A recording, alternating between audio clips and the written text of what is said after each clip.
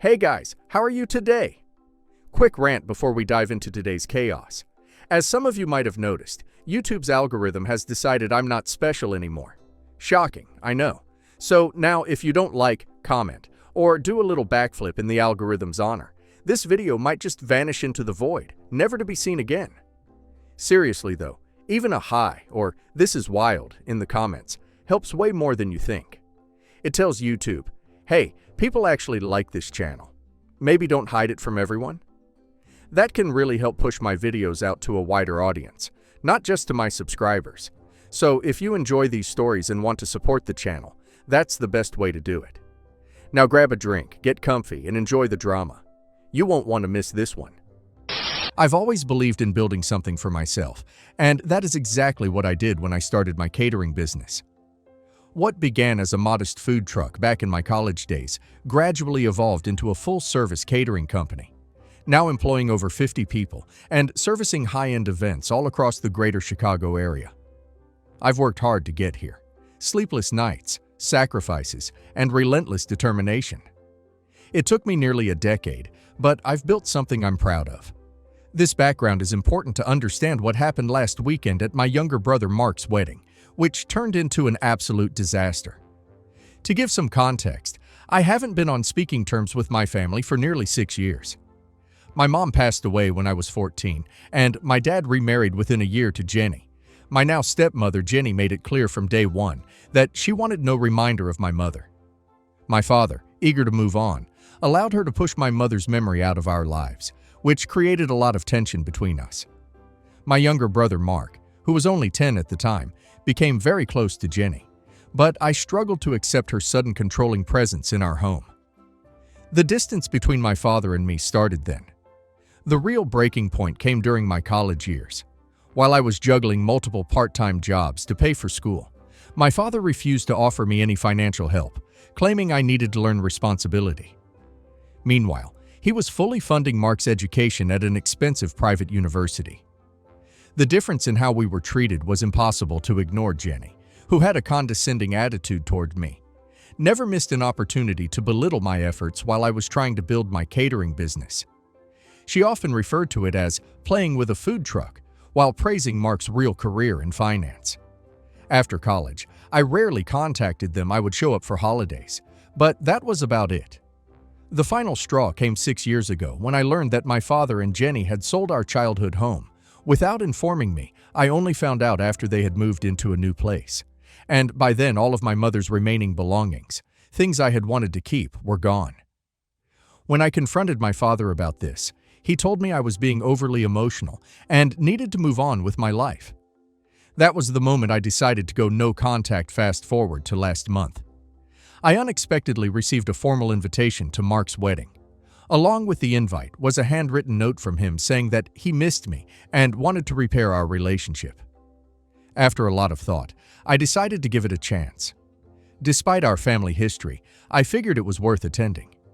I even offered to provide the catering for the wedding at a significant discount as a gesture of goodwill.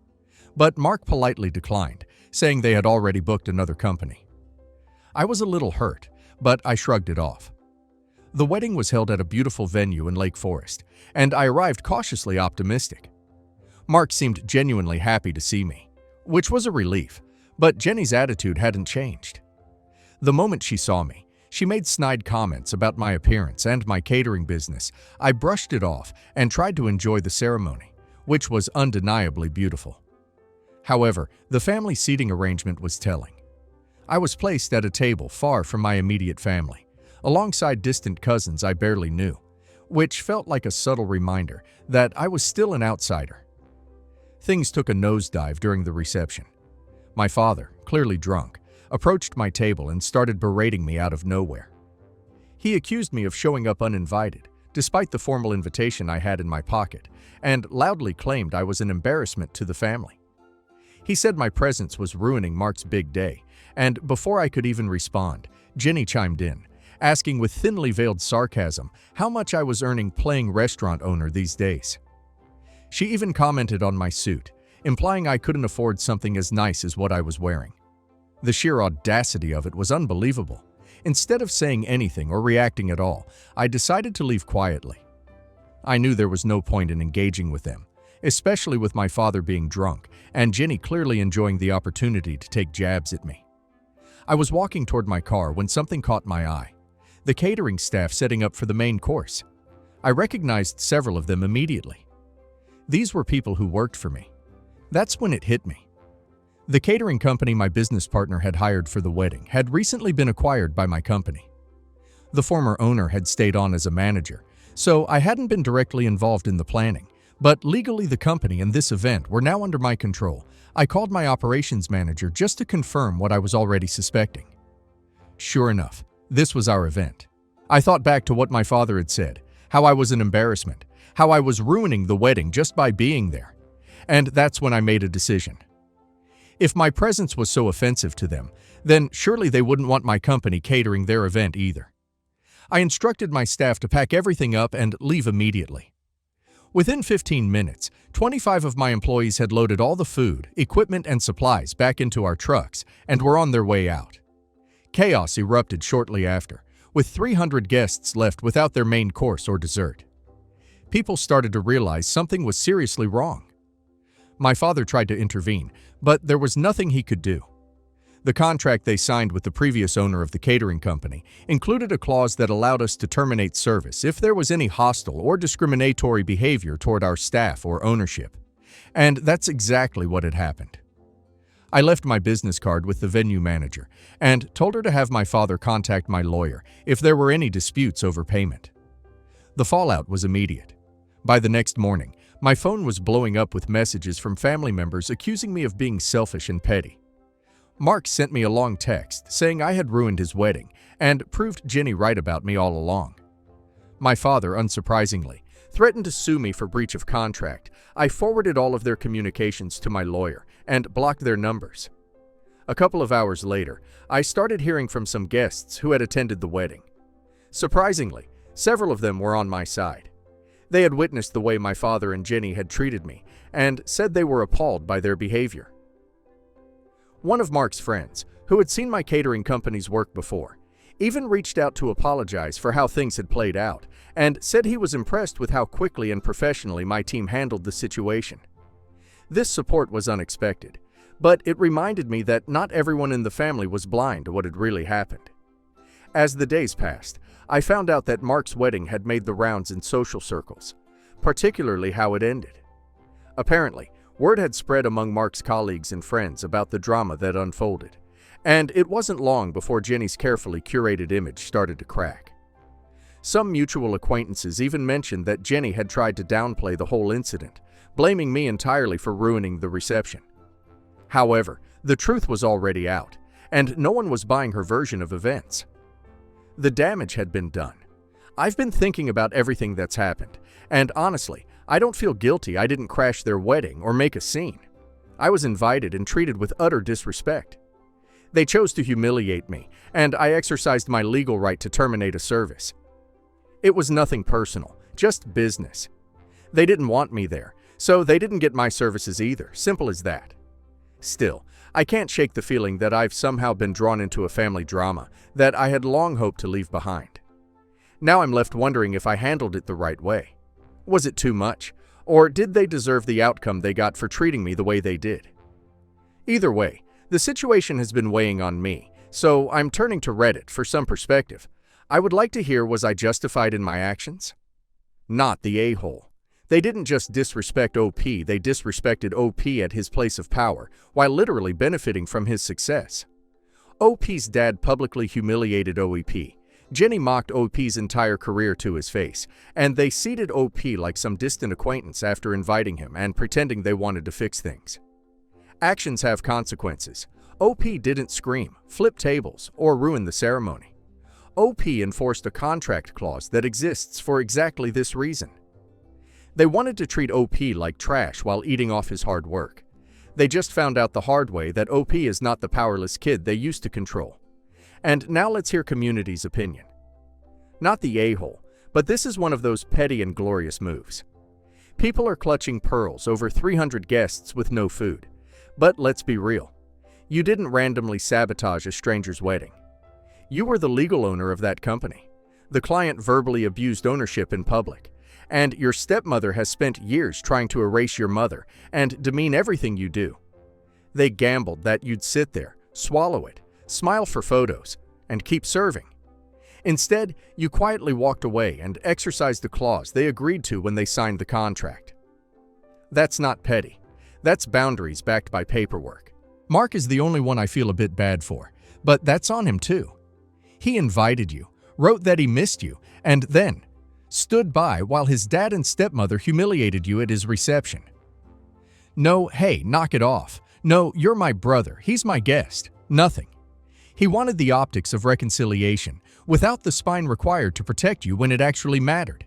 If he genuinely wanted a relationship, the absolute bare minimum would be shutting down the abuse in the moment. Instead, he let them attack you and then texted you that you proved Jenny right. That's not a brother ready to repair anything. Your dad and Jenny did long-term emotional damage and are mad they finally got financial consequences. Not the a-hole. They erased your mom, sold your childhood home behind your back, tossed your memories, refused to help you through college while bankrolling the golden child, mocked your business, and then publicly shamed you at a wedding you were invited to. For years, it's been, "You're too emotional, move on, you're an embarrassment."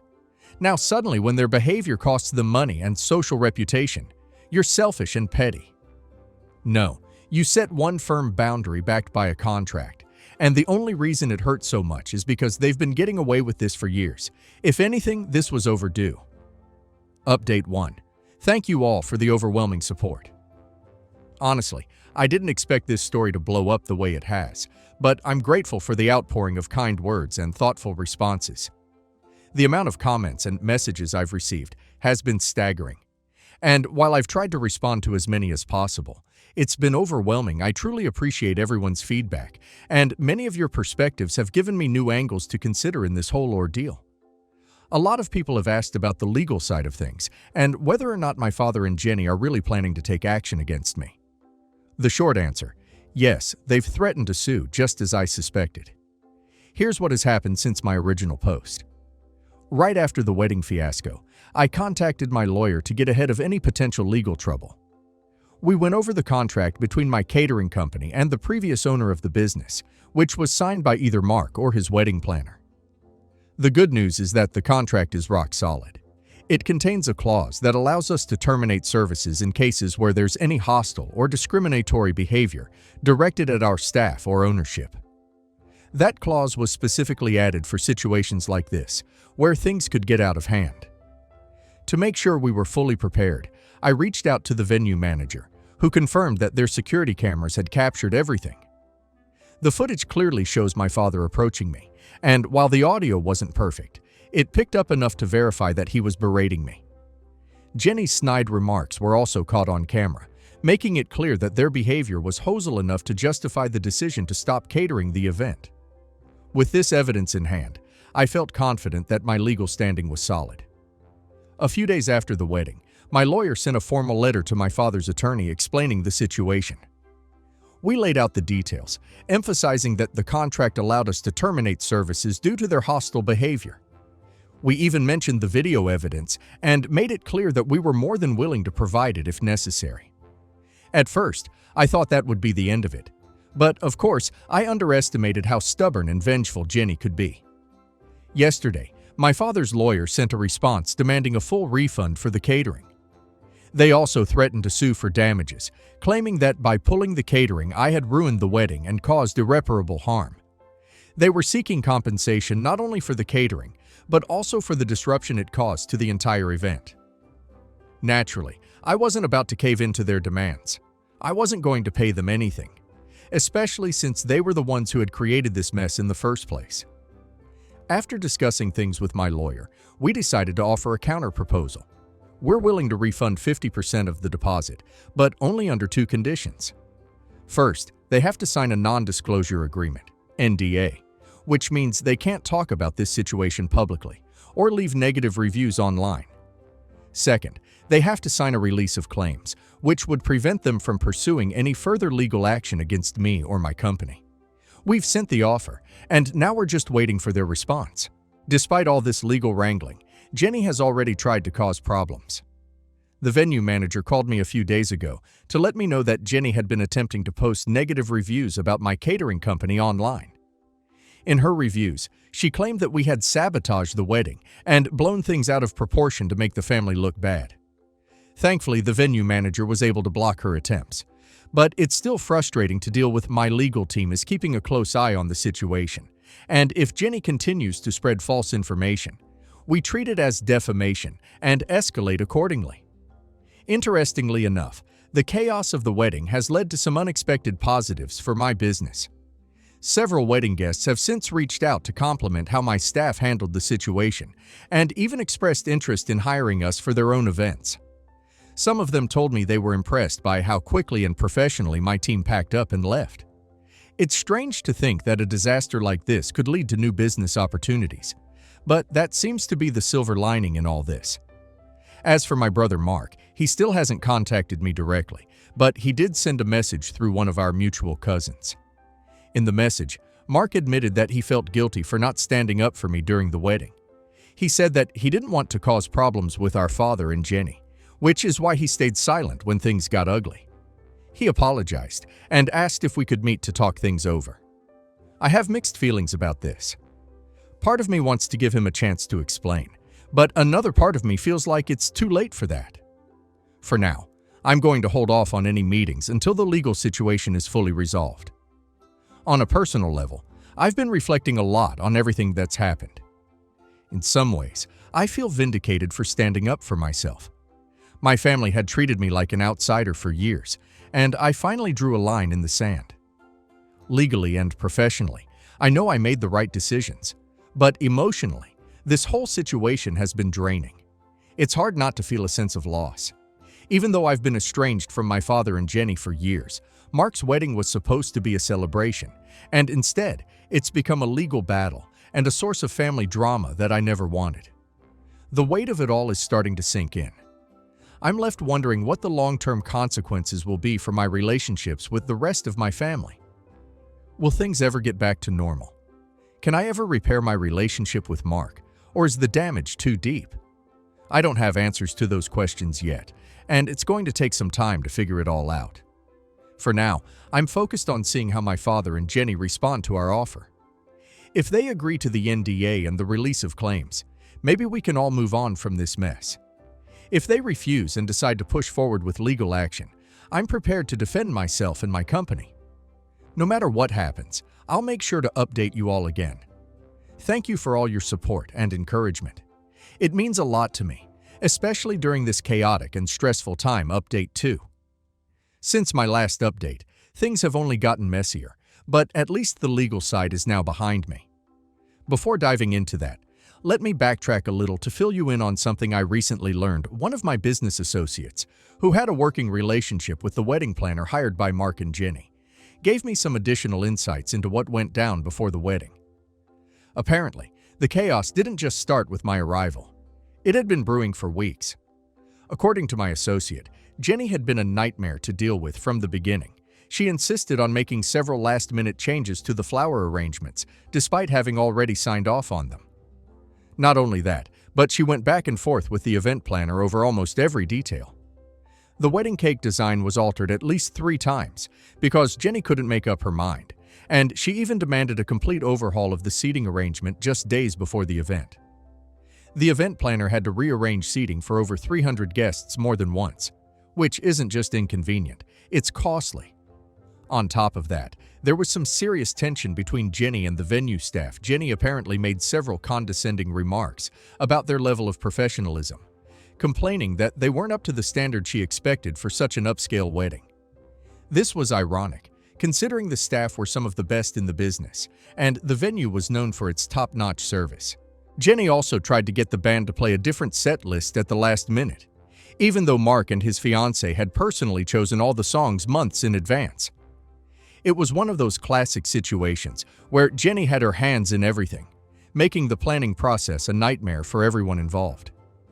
My associate told me that there were some moments leading up to the wedding where it looked like the event planner was on the verge of quitting because of Jenny's constant meddling and impossible to fans. But being the professional she is, the planner stuck it out despite the emotional toll Jenny's behavior was taking on the entire team. When my associate told me this, I couldn't help but feel a little vindicated. The stress and confusion I'd felt at the wedding reception were clearly just the tip of the iceberg compared to what the vendors had been dealing with in the weeks leading up to it. Now back to the legal matters. Yesterday, my father's lawyer finally contacted us, and they've agreed to accept our settlement offer. After what I assume was a long discussion between my father, Jenny, and their legal team, they decided to take the partial refund and sign the non-disclosure agreement, NDA. This morning, they signed all the necessary documents, and we processed the refund. 50% of their deposit, minus the costs already incurred for the food, staff, and travel. With that, the legal dispute has been resolved. The lawyer letter was formal, and they didn't bother to include any sort of apology or acknowledgement of what really happened. But I wasn't expecting one. The important thing is that they agreed to the said M, and I won't have to worry about any further legal repercussions from them. However, while the legal matter may be over, the personal fallout is still ongoing, and it's only getting worse. One of the more disturbing developments is that Jenny has been actively trying to undermine my business since the wedding. She's been calling several of my employees, trying to fish for information about how my company operates. Thankfully, my staff are loyal and know better than to engage with her. Especially considering the circumstances, we've instructed all employees to direct any and all communications from my family straight to our legal department. But it doesn't stop there. Jenny has also been reaching out to some of my business partners on LinkedIn, spreading false claims about my character and accusing me of ruining her son's wedding on purpose. It's one thing to be angry, but it's another to try to sabotage someone's livelihood. Jenny crossed a major line with these attempts to tarnish my reputation. As soon as we became aware of what she was doing, our lawyer sent her a cease and desist letter. We're taking this seriously because, at this point, her actions are bordering on defamation. My legal team is ready to escalate if necessary, but I'm hoping the cease and desist will be enough to make her back off. Still, I wouldn't put it past Jenny to keep pushing, given her history of crossing boundaries. But perhaps the most surprising development came from my brother Mark. I hadn't expected much from him after the wedding, but it seems the fallout from the incident has hit his own marriage as well. From what I've gathered through mutual acquaintances and a few cousins, Mark and his new wife have already had their first major fight over what happened at the wedding. Apparently, she was horrified by the way our father and Jenny treated me, and she confronted Mark about it after the wedding. She told Mark in no uncertain terms that he should have stood up for me, and that allowing his father and stepmother to humiliate me was unacceptable. According to what I've heard, she feels strongly that Mark needs to grow a spine and stand up to our father and Jenny. This led to a significant argument between them, to the point where they postponed their honeymoon to work through some of these issues. I don't know much more than that. But it's clear that my brother is being forced to face the reality of the situation, and that includes re-examining his relationship with our father and Jenny. I can't help but feel a strange mix of emotions about this. On one hand, it's a relief to know that someone else saw what happened for what it truly was. It's validating to hear that Mark's wife was just as appalled as I was by our father's and Jenny's behavior. But on the other hand, I feel bad for Mark. He's in a tough spot, and while I'm angry with him for not standing up for me, I know he's been under a lot of pressure from our family for years. It's not an excuse, but it's still a difficult position to be in, especially now that he's newly married and trying to navigate this mess. As for me, I'm focusing on moving forward. With the legal matters behind me, and Jenny's attempts to sabotage my business being handled by my legal team, I'm starting to feel a sense of closure. I'm not sure what the future holds for my relationship with Mark or the rest of the family, but I'm taking things one day at a time. For now, I'm just grateful for the support I've received from my staff, my business partners, and even some family members who've reached out in private to offer their encouragement. I'll keep you posted if anything else happens, but for now I'm hopeful that this chapter is coming to a close. Thanks again for all the support. Update 3. Hi everyone, I hope you're all doing well. I want to start by expressing my gratitude for all the support, comments, and messages I've received since I first shared my story. The past week has been truly transformative, and I want to share how things have evolved and the unexpected turns my life has taken since my last update. Yesterday, I met with Mark for coffee. It was a kind of emotional meetup that I wasn't entirely sure I was ready for, but I felt it was necessary. The conversation was a long time coming, and I think we both knew it. Mark broke down and apologized for years of enabling Jenny's behavior and our father's favoritism. He was visibly shaken, and I could see how much he was carrying on his shoulders. I always knew Mark loved me, but hearing him admit that he had been complicit in allowing Jenny to dictate our family dynamics was a huge step. Mark revealed that Jenny had been controlling their family dynamics through financial manipulation for years. He disclosed that she convinced our father to put most of their assets in her name, which included partial ownership of Mark's condo.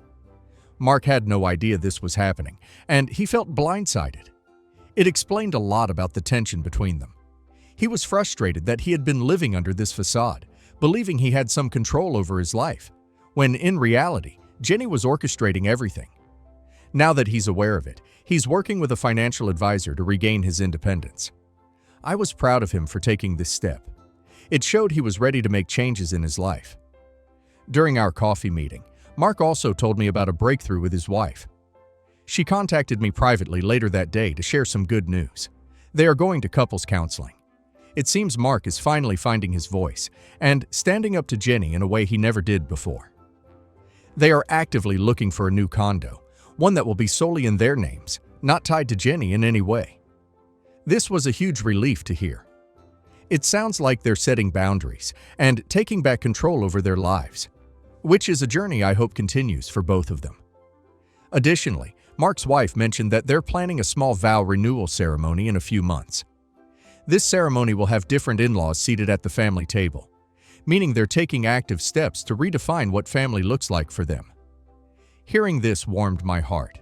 It seems they are committed to building a new family narrative that doesn't include the toxicity that Jenny and my father have brought into our lives. As for Jenny and my father, they've surprisingly gone quiet since signing the NDA.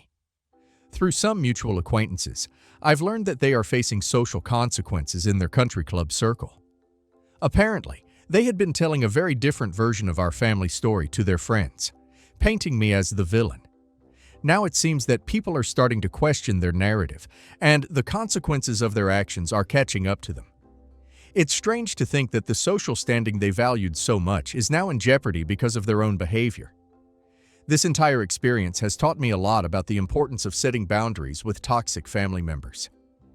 Sometimes the hardest decisions, like maintaining those boundaries or standing up for your principles, are the right ones, even when they cause short-term chaos. I've come to realize that standing firm in my truth, despite the backlash, has led to unexpected growth and healing in other relationships. I'm grateful for the community support. Many of you have reached out to share your own experiences with toxic family dynamics, and it's comforting to know I'm not alone in this. I hope my story can help others facing similar situations. I've realized that life is too short for toxic relationships, but it's never too late for genuine reconciliation with those who are truly sorry. Looking ahead, I plan to maintain my balanced boundaries with Jenny and my father. They've shown me who they truly are, and I have no desire to re-enter that dynamic. However, I'm cautiously optimistic about rebuilding relationships with Mark and other family members who are willing to interact respectfully. I think there's a chance for us to reconnect, especially since Mark is now aware of the need for healthier boundaries. As for my business, things are going better than I could have anticipated. In the wake of the wedding incident, I received several inquiries from potential clients who were impressed with how my staff handled the situation. They appreciated the professionalism we maintained despite the chaos. Our reputation has actually strengthened in the local community, and we're experiencing a surge in bookings as a result. It feels rewarding to know that my hard work over the years is paying off and that I'm being recognized for the dedication I've put into my company.